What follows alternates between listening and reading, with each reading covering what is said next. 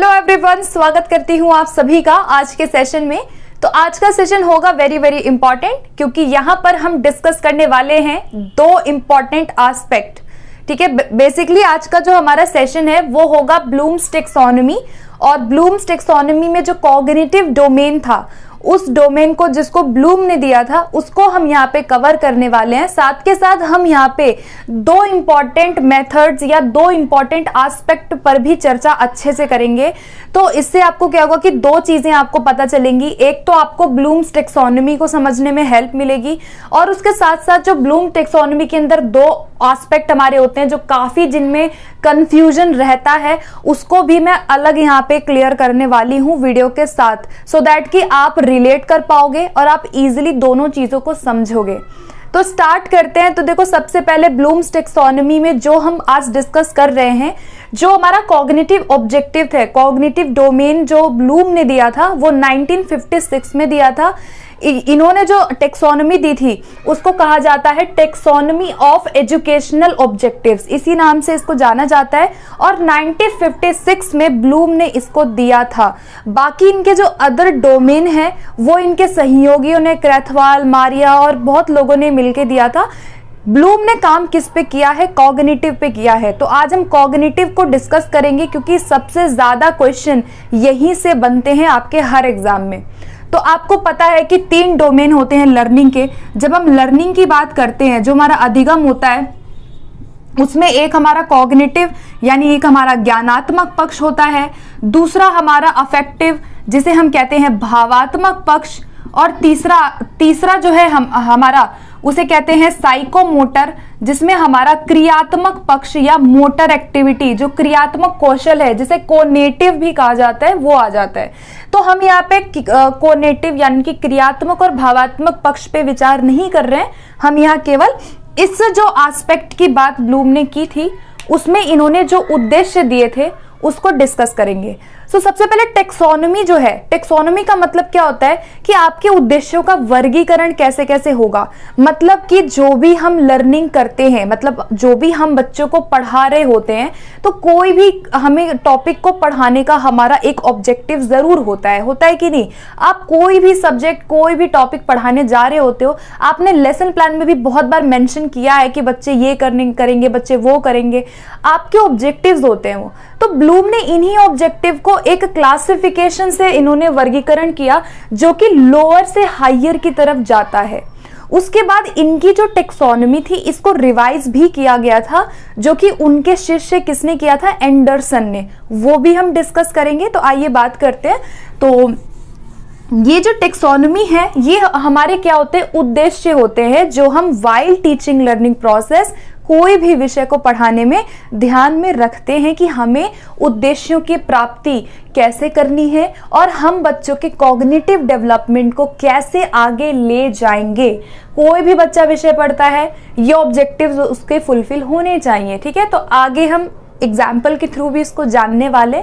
सबसे पहले रिवाइज्ड जो टैक्सोनॉमी आई थी उसको डिस्कस कर लेते हैं। इसी में डिस्कस करेंगे हम।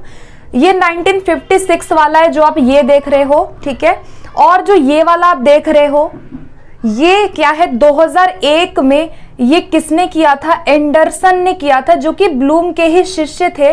इन्होंने इसको रिवाइज किया और ज्ञान जो था, जो नॉलेज था, पहला चरण उसको रिमेम्बरिंग कर दिया। ठीक है, बेसिकली वर्ब्स में इनको कर दिया था। आप देखोगे तो आईएनजी है सबके पीछे। ठीक है, तो इन्होंने क्या किया? नॉलेज को क्या नाम दिया? रिमेम्बरिंग नाम दिया। अंडरस्टैंडिंग को अंडरस्टैंडिंग ही रहने दिया, मतलब समझ हमारी। उसके बाद एप्लीकेशन को अप्लाइंग कर दिया इन्होंने, और एनालिसिस को एनालाइजिंग, सिंथेसिस को इन्होंने चेंज किया था। इन्होंने दो परिवर्तन ऊपर वाले टैक्सोनॉमी में किया था। जो हमारा सिंथेसिस है उसको इन्होंने इवैल्यूएटिंग से कर दिया, और जो इवैल्यूएशन था उसको क्या कर दिया? क्रिएटिंग कर दिया।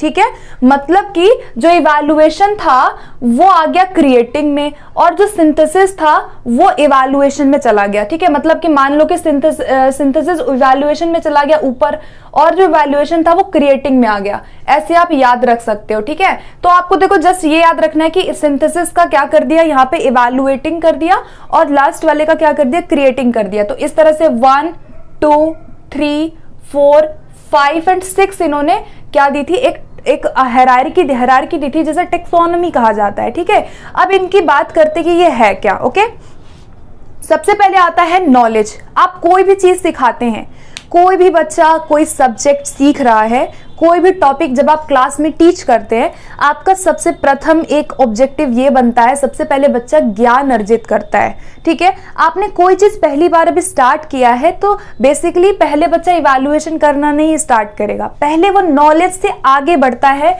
लेवल जो है वो नीचे से लोअर से हायर की तरफ जाता है।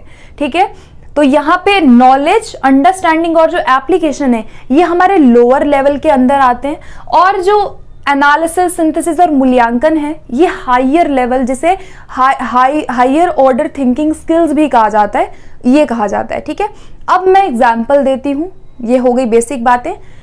मान लीजिए कि मैं क्लासरूम में कुछ पढ़ाने के लिए आई हूँ, आज का मेरा सब्जेक्ट, मान लो कि मैं कोई भी चैप्टर सिखा रही हूँ, मान लो मैं नाउन सिखा रही हूँ। ठीक है, मेरा चैप्टर है कि मैं हिंदी में या इंग्लिश में मैं संज्ञा या नाउन सिखा रही हूँ। ठीक है, मेरा चैप्टर है।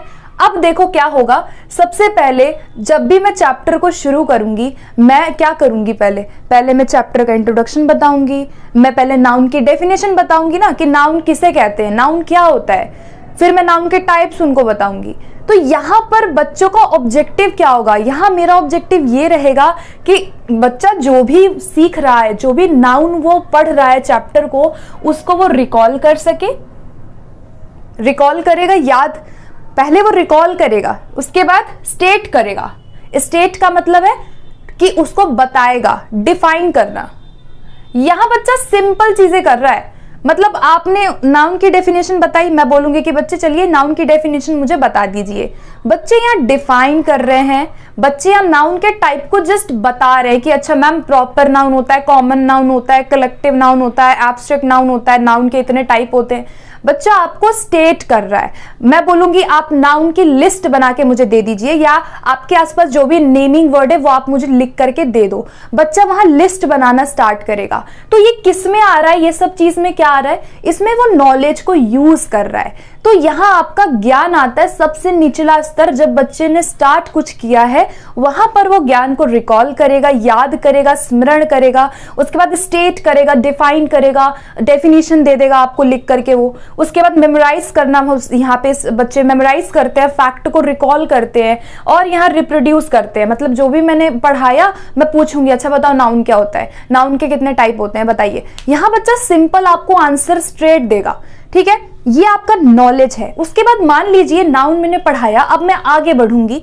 अब यहाँ पर अगर मैं बच्चों को बोलती हूँ कि अच्छा बच्चों बताओ कि नाउन में आप अंतर बताओ, मान लीजिए मैं बोलूँ कि कॉमन नाउन में और प्रॉपर नाउन में क्या डिफरेंस है आप मुझे बताइए। अब यहाँ पर बच्चा मुझे डिफरेंस बताएगा, या फिर मान लीजिए यहाँ पर मैंने एक क्वेश्चन बच्चे को दिया, यहाँ पे नाउन के टाइप लिखे हैं। ठीक है, मान लो मैंने यहाँ पे लिख दिया, मैंने लिखा गोल्ड, मैंने लिखा राम, मैंने लिखा यहाँ पे कंट्री, या फिर मैंने लिख दिया यहाँ पे क्या लिख सकती हूँ, आर्मी। तो अब मैं बोलूंगी कि बेटा यहाँ पर आप मुझे इसको बताओ कि कौन सा नाउन है, इसमें से प्रॉपर नाउन बताओ, इसमें से कॉमन नाउन बताओ, मतलब या फिर कलेक्टिव नाउन बताओ, एब्स्ट्रैक्ट नाउन कौन सा है ये बताओ। अब यहां बच्चा छांटेगा, यहां बच्चा क्या करेगा, छांटेगा, यहां पे आइडेंटिफाई करेगा कि अच्छा क्या है। अब यहां पे बच्चा तभी कर पाएगा जब उसको ज्ञान और समझ है। तो समझ क्या होता है, जहां पे बच्चा चीजों को क्या करने लगता है, उनको वर्णन कर सकता है, रिकॉग्नाइज करना, पहचान कर सकता है, वो आइडेंटिफाई करेगा कि कौन सा नाउन किस में आता है, मैचिंग करना स्टार्ट कर रहे हैं बच्चे। वहां पर आपका अंडरस्टैंडिंग काम आ रहा है। मैं बोलूं कि अच्छा प्रॉपर नाउन और कॉमन नाउन में क्या अंतर है मुझे बताइए, बच्चा आपको बताएगा, वो अंडरस्टैंडिंग है उसकी। जब तक उसको समझ नहीं होगी तब तक वो आपको ये नहीं बता सकता कि दोनों में क्या फर्क है। मतलब आई होप आप समझ रहे होंगे मैं क्या कहना चाह रही हूँ कि अंडरस्टैंडिंग में बच्चा क्या करता है, रिकॉग्नाइज करना स्टार्ट कर रहा है, वो सिलेक्ट कर सकता है, वो चुन सकता है कि कौन सा नाउन है, वो डिस्कस करेगा, वो आपको बताएगा, वो आपको समझा सकता है, वो आपको एक्सप्लेन कर सकता है। तो आप समझ रहे होंगे कि ज्ञान में ऐसा कुछ नहीं कर रहा था, अंडरस्टैंडिंग में डिस्कस कर रहा है, एक्सप्लेन कर रहा है, वो डिफरेंशिएट कर रहा है दो चीजों में। तो ये उसकी क्या है, अंडरस्टैंडिंग है। तो आई होप आपको समझ आ रहा होगा। ये 2 लेवल हमारे कंप्लीट होते हैं। अब मान लीजिए बच्चा आगे बढ़ेगा, अब उसका जो स्तर है कॉग्निशन का वो एक लेवल और ऊपर जाएगा। अब आता है अप्लाइंग यानी एप्लीकेशन। अब देखो बहुत आसान है, अब उसने नाउन को समझ लिया, क्लासिफाई कर ले रहा है, चुन सकता है, पहचान सकता है, अंडरस्टैंडिंग हो गई है। अब ये जो भी नाउन के टाइप है इनको वो यूज करेगा। एप्लीकेशन में कुछ नहीं है, एप्लीकेशन सिंपल सा है कि इम्प्लाई करना अपनी लाइफ में, उसको वो इलिस्ट्रेट कर सकता है, अपनी तरफ से वो नाउन को बनाएगा। मैं बोलूं कि अच्छा घर से ना 5-5 नाउन के टाइप खुद से बना के लाना, प्रॉपर नाउन मुझे बताना और मुझे अलग अलग नाउन के जो टाइप है ना आप वो खुद से बना के लाना, या अपने आसपास आप जो भी चीजें देखते हो उसको बताओ। तो एप्लीकेशन में बच्चा क्या कर रहा है, उसको यूज कर रहा है अपनी लाइफ में। अब जब बच्चा घर जाएगा, अपने आसपास चीजें देखेगा तो वो रिलेट कर पाएगा कि अच्छा क्लासरूम में हमने यही तो पढ़ा था, ये तो एब्स्ट्रैक्ट नाउन है, ये तो मटेरियल नाउन है, हमने तो क्लास में यही पढ़ा था। अब इस स्टेज पे बच्चा क्या कर रहा है, प्रयोग क्या कर रहा है, समझ से आगे बढ़ के अपनी जिंदगी में उसको यूज कर रहा है। इसी तरह मान लीजिए मैथ्स में मैं बच्चों को कोई कंसेप्ट सिखा रही हूँ, मैंने बच्चों को लाभ हानि सिखाया, मैंने बच्चों को मनी सिखाया, बच्चा उस मनी का कंसेप्ट अपने मार्केट में जाके यूज कर रहा है, उसे कहते हैं एप्लीकेशन। जब आप अपने ज्ञान को उपयोग करने लगते हो तो यहाँ पे बच्चे उपयोग कर रहे हैं, सिंपल है, ठीक है। कोई भी कंसेप्ट आप कोई भी चीज सिखा रहे हो उसको यूज ही तो हम करवाते हैं ना लाइफ में। मैथ्स का सबसे आसान एग्जांपल है, कुछ भी खरीदने जा रहा है सब्जी तो उसको मनी का कंसेप्ट पता है तो वो इजीली यूज कर लेता है कि 10 रुपए हुए 20 रुपए हुए। तो ये क्या है, एप्लीकेशन, ठीक है। अब चलते हैं अगले स्तर पे, अगला आता है एनालिसिस करना। अब हम चलेंगे इधर जो मैंने यहाँ सेपरेट लिखा हुआ है, ठीक है। आइए देखते हैं एनालिसिस में। जब हम एनालिसिस करते हैं तो क्या है कि समस्या को अलग अलग करना, ये सीधा क्वेश्चन पेपर में बनता है कि किसी भी समस्या को अलग अलग करने की प्रक्रिया को किस नाम से जाना जाता है। तो जब आप समस्या को क्या कर रहे हो, अलग अलग तोड़ रहे हो, तोड़ना, अलग करना, आपके सामने कोई एक प्रॉब्लम है उसको आप तोड़ रहे हो तो उसे हम एनालिसिस कहेंगे, ठीक है। जैसे फॉर एग्जाम्पल अगर मैं यही वाला एग्जाम्पल दूं नाउन वाला, तो इसमें विश्लेषण बच्चा कैसे करेगा। मैं बोलूं, मैं एक सिचुएशन दूं एक बच्चे को, मैं बोलूं कि बेटा जो भी नाउन के टाइप्स है ना, जो भी टाइप्स हैं, चाहे वो प्रॉपर नाउन हो, चाहे वो कॉमन नाउन हो, चाहे वो एब्स्ट्रैक्ट हो, चाहे वो कलेक्टिव हो, या वो मटेरियल नाउन हो, जो भी नाउन के टाइप हैं आप उनको क्या करो, उनके बारे में मुझे एक एक विशेषता बताओ, ठीक है। या मैं ये बोल सकती हूं कि इनके बारे में आप क्या करो, अलग अलग मुझे लिख करके दे दो। अब बच्चा यहां क्या करेगा, ध्यान से समझना, ज्ञान उसको है, उसको समझ है, वो जानता है सबके बारे में। अब वो विश्लेषण कर रहा है, मैंने उसको एक समस्या दी है, मैंने उसे टाइप्स दे दिए हैं, अब वो उस समस्या को तोड़ेगा। अब वो जितने भी नाउन के टाइप्स हैं उनको वो तोड़ करके सोचेगा, वो यहाँ पर रिफ्लेक्ट करेगा। तो एनालिसिस जब बच्चा करता है तो वो डिस्क्रिमिनेट कर रहा है, वो एग्जामिन कर रहा है। अब वो यहाँ पे क्या करेगा, एक एग्जामिन करेगा, वो देखेगा कि अच्छा ये कैसे आपस में एक दूसरे से अलग है, तो तोड़ करके देख रहा है, समस्या को बांट रहा है, ठीक है। उसके बाद क्लासिफाई करता है, यहाँ पे कंपैरिजन बच्चा यहाँ कर रहा है। एनालिसिस में क्या करेगा, एक दूसरे का कंपैरिजन करेगा, उसके बाद कैलकुलेट करेगा, मतलब अगर मैथ्स का कुछ कर रहा है तो कैलकुलेट कर सकता है, ठीक है। तो विश्लेषण करने का मतलब है कि किसी समस्या को छोटे छोटे भागों में विभाजित करना विश्लेषण है। बहुत अच्छी विधि है, साइंटिफिक है, तर्क प्रधान है, बच्चा खोज करता है यहाँ पर। तो यहाँ पे मैंने उसको बोला कि आप क्या करो कि इनके बीच मुझे अंतर बताओ, अंतर बताइए। चलिए, तो अब बच्चा अंतर क्यों अंतर करेगा, तो सबको वो तोड़ के देखेगा, हर एक प्रकार को देखेगा, एनालिसिस करेगा, एग्जामिन करेगा, तब मुझे बताएगा। तो ये एनालिसिस है। उसके बाद देखो अनेक अंशों को विभाजित कर रहा है ना, अनेक अंशों को विभाजित, ये एनालिसिस है। ठीक है, ये होल टू पार्ट जाता है, याद रखना ये बहुत इंपॉर्टेंट है। इसको हम ना आगमन विधि भी कहते हैं। ठीक है, यही इंडक्टिव है जहां पे आप होल टू पार्ट्स में जा रहे हो। मैंने एक समस्या दे दी है, उस समस्या को आप तोड़ के जब सोच रहे हो ना, जब आप विचार कर रहे हो, तो वहां उसे हम कहते हैं क्या, एनालिसिस कहते हैं। ठीक है, जैसे मैं अगर मान लो साइंस में कुछ भी पढ़ा रही हूँ, मैंने बोला कि अच्छा बच्चे बताओ कि हमारे आसपास हवा होती है। मान लो मैंने साइंस में कुछ बच्चों को पूछा कि मान लीजिए कि हमारे आसपास क्या हवा है। बच्चे कहेंगे हाँ जी मैम है हवा। मैं बोलूंगी बताइए कि हवा है तो एग्जाम्पल मुझे दो। अब बच्चा बताएगा कि मैम ऐसे, मैम वैसे, मतलब कि वो एग्जाम्पल मुझे देगा। तो यानी कि आप तोड़ के जब आप सोचते हो ना, एक तरह से आप एग्जामिन कर रहे हो, क्लासिफाई कर रहे हो, उसे विश्लेषण कहेंगे। ठीक है, तो यहां पे आपको क्लियर हो गया होगा। जैसे कि ये एक और एग्जाम्पल है कि 10 को तोड़ा उसने, उसके बाद 10 नंबर था, 10 को तोड़ा, 2 + 2 + 2 + 2, यानी एक समस्या था, ये होल है, इसको मैंने पार्ट्स में डिवाइड कर दिया, विभाजन कर दिया, ये विश्लेषण है। अज्ञात से ज्ञात बच्चा यहां जाता है, अज्ञात से ज्ञात की तरफ यहां पे बच्चा जाता है, और यहां पे प्रमाण से प्रत्यक्ष की तरफ जाता है। ठीक है, प्रमाण से किसकी तरफ जाता है, प्रत्यक्ष की तरफ जाता है। ठीक है, यानी कि उसको पहले एग्जाम्पल दे दिया जाता है, एग्जाम्पल से रूल जा रहा है, यानी प्रमाण उसके पास है, एग्जाम्पल है, स्पेसिफिक टू जनरल जाता है। ठीक है, अब चलते हैं संश्लेषण की तरफ। एक बात और मैं यहां पे ऐड करना चाहूंगी, विश्लेषण संश्लेषण जब भी हम देखते हैं, ये दोनों विधियां है तो एक दूसरे की अलग, लेकिन ये दोनों एक दूसरे को क्या करती हैं, कॉम्प्लीमेंट करती हैं। आपने जरूर सुना होगा ये विधियां एक दूसरे की पूरक होती हैं। मतलब जब बच्चा विश्लेषण करता है उसके बाद ही वो संश्लेषण भी करता है। कैसे करता है, देखिए यहां पे संश्लेषण में अलग अलग विषय वस्तु को क्या कर रहा है, एक कर रहा है। ठीक है, अलग अलग, यहां पे क्या था कि तोड़ रहा है, और यहां क्या कर रहा है, अलग अलग को जोड़ रहा है। ठीक है, अब मान के चलो यही एग्जांपल में लेती हूं, अभी मैंने विश्लेषण में ये आपको बताया कि बच्चा यहां अलग अलग टाइप्स को मुझे बता रहा है, एग्जामिन कर रहा है, हर एक के बारे में मुझे समझा रहा है। ठीक है, वो एक तरह से जांच कर रहा है। अब मान लो उसने ये पूरा कर लिया और मैंने उससे पूछा कि अच्छा बताओ आपने किया कि नहीं किया। अब यहां बच्चा निष्कर्ष मुझे निकाल के जरूर देगा, यानी कि यहां पर अलग अलग विषय वस्तु को उसने क्या कर दिया, एक करके जब एक कंक्लूजन निकालता है उसे संश्लेषण कहते हैं। तो याद रखना कि जब भी हम विश्लेषण करते हैं तो विश्लेषण के बाद ही हम क्या करते हैं, संश्लेषण करते हैं। दोनों ही एक दूसरे के साथ चलती हैं, अलग अलग नहीं चलती हैं।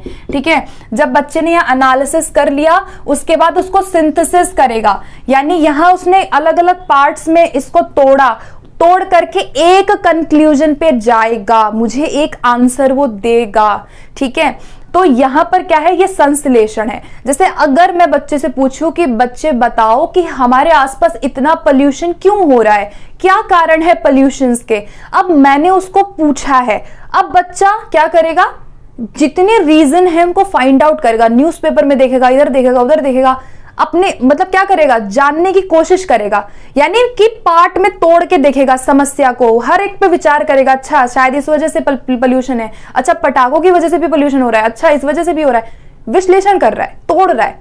अब तोड़ने के बाद मुझे बताएगा ना कि मैम ये रीजन है, इसलिए होता है। मुझे हो सकता है कि क्लास में अगले दिन जाके एक प्रोजेक्ट मुझे दे दे बना के, मैं बोलूं कि कल प्रेजेंटेशन इस पे आप दे देना। तो जब वो मुझे प्रेजेंटेशन देगा फाइनली, तो वो क्या करेगा, वो वहां क्या कर रहा है, विषय वस्तु को एक करके मुझे बताएगा ना।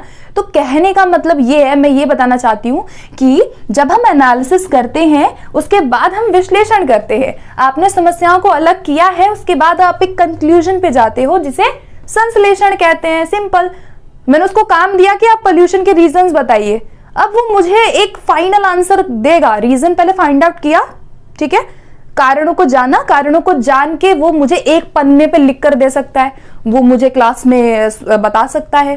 तो वो संश्लेषण है, जब आप किसी भी समस्या को एक करके देखते हो, एक आप रिजल्ट पे जाते हो। तो याद रखना, अलग अलग विषय वस्तुओं को जोड़ना संश्लेषण है, ठीक है। इसे हम निगमन भी कहते हैं, डिडक्टिव मेथड आपने सुना होगा, यही है, ठीक है। नेक्स्ट है विभिन्न अंशों को मिलाकर खंड का निर्माण करना, ठीक है। विभिन्न अंशों को मिलाया, पहले अलग किया, विश्लेषण में अलग अलग करके सोचा उसने, सोचने के बाद क्या करेगा, मिलाएगा ना सबको, तब मुझे एक फाइनल आंसर देगा वो, तो वो संश्लेषण हो गया। मैंने कहा कि दोनों साथ चल रहे हैं, दोनों पूरक हैं, कॉम्प्लीमेंट कर रहे हैं एक दूसरे को।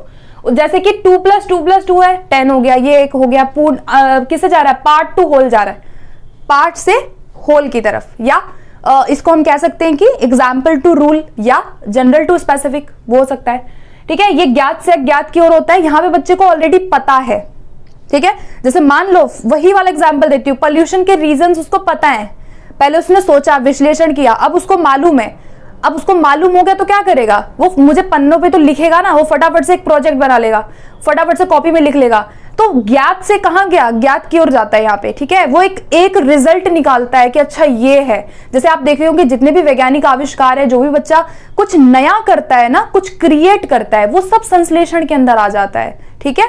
उसके बाद अनुमान से निष्कर्ष की तरफ जाता है यहाँ पे, और यहाँ प्रत्यक्ष से प्रमाण की तरफ जाता है, ठीक है। प्रत्यक्ष से, यहाँ पे वो प्रमाण से प्रत्यक्ष जा रहा था, ठीक है। प्रमाण से किसकी तरफ जा रहा था, प्रत्यक्ष की ओर। यहाँ पर वो क्या जा रहा है, उसके पास रूल है, उसको पता है, उससे वो प्रमाण की तरफ जा रहा है, ठीक है। सो गाइज, ये था हमारा एनालिसिस सिंथेसिस, ठीक है, जो कि इसी का पार्ट था, जिसको अलग समझाने की कोशिश की है मैंने, क्योंकि इसमें ज्यादा कंफ्यूजन रहती है। तो क्या था भाई, रिमेंबरिंग, अंडरस्टैंडिंग, अप्लाई किया, अप्लाई के बाद एनालिसिस कर रहा है, तोड़ के देखेगा समस्या को, जो भी मैंने बताया। उसके बाद क्या करेगा, सिंथेसिस करेगा, सिंथेसिस को इवैल्यूएटिंग को बाद में कन्वर्ट कर दिया गया था 2001 में।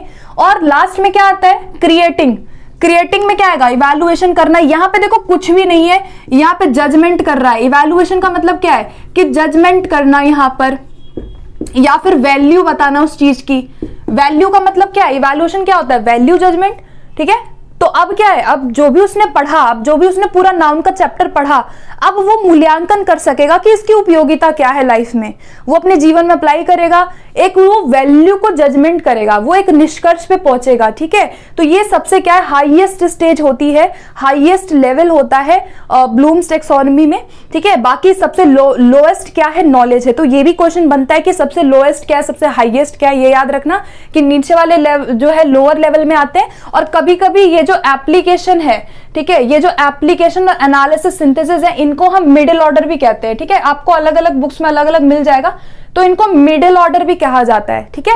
लोअर लेवल में ये दोनों, फिर मिडिल ऑर्डर में 3, और सबसे ऊपर ये क्या है, हाईएस्ट, ठीक है। दोनों अलग अलग मिल जाएगा। सो गाइज, ये था हमारा आज का सेशन, और आई होप कि आपको ये सेशन क्लियर हुआ होगा। सेशन कैसा भी लगे आप मुझे जरूर बताएं, आपका फीडबैक मेरे लिए बहुत इंपॉर्टेंट होता है, तो वो जरूर आप देना एंड जरूर बताना। बाकी कोई भी अगर आपको वीडियो कोई पर्टिकुलर टॉपिक के रिगार्डिंग चाहिए तो आप मुझे बता सकते हैं, पेडागोजी रिलेटेड कोई भी वीडियो। तो मिलते हैं फिर अगले सेशन में बहुत जल्दी, एंड चैनल को सब्सक्राइब जरूर करना पहली बार अगर हैं तो मिलते हैं फिर। Okay, bye.